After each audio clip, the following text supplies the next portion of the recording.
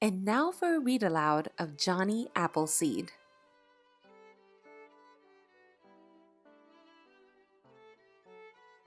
A long time ago in the rolling hills, there lived a man called Johnny Appleseed. Johnny Appleseed did not have a home, but instead wandered across the country from Massachusetts to Pennsylvania to Ohio to Indiana to Illinois. Johnny wasn't born with the name Johnny Appleseed, but he got that name as he moved from one small town to the next. Listen to hear how Johnny got that name and why he became a hero to many people. Johnny was born in Massachusetts with the name John Chapman. When Johnny grew up, he decided to travel across the country.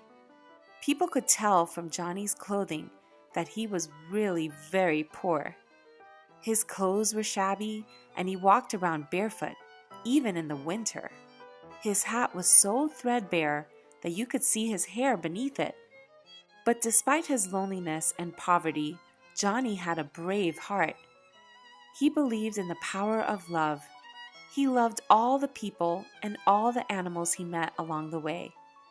In fact, Johnny often thought to himself that he loved all the people and all the animals in the world, even though he had never met them.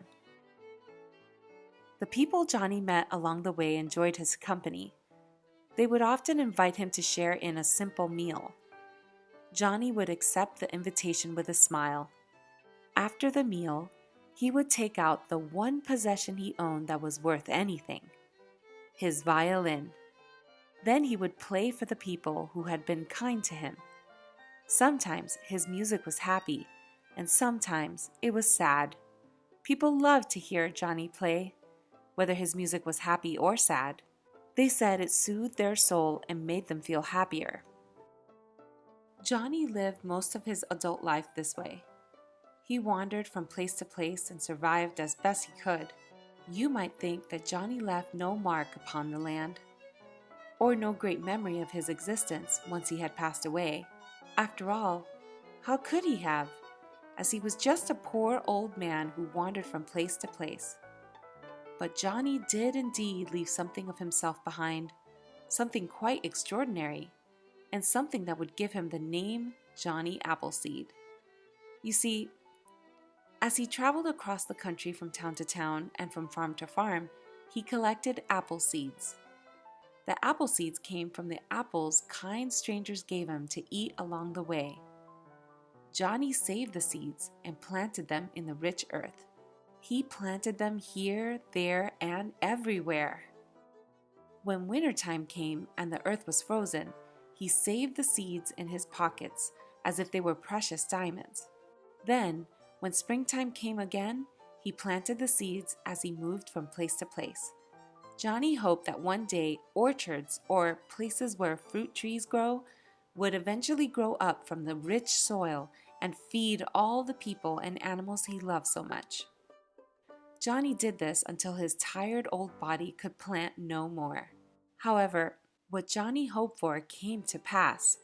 The apple seeds took root and young saplings began to grow. As the years went by, beautiful apple trees dotted the landscape. Apple orchards appeared like an oasis on the wide open prairies. Eventually, more and more people began to move west. Wagons full of hopeful people rolled across the land. Later, the railroad brought even more hopeful people. All of these people were searching for new places to make a home. Incredibly, many people chose to build their homes near the apple trees and orchards that Johnny had planted. The sight of the trees gave people hope of a fruitful and prosperous future. Farmhouses and then towns were built near the trees that Johnny had planted. He became a hero to all those who loved the apple trees as much as Johnny did, and they began to call John Chapman Johnny Appleseed.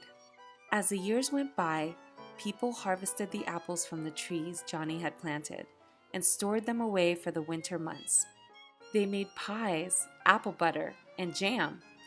Children played beneath the branches of the apple trees or sat in the cooling shade.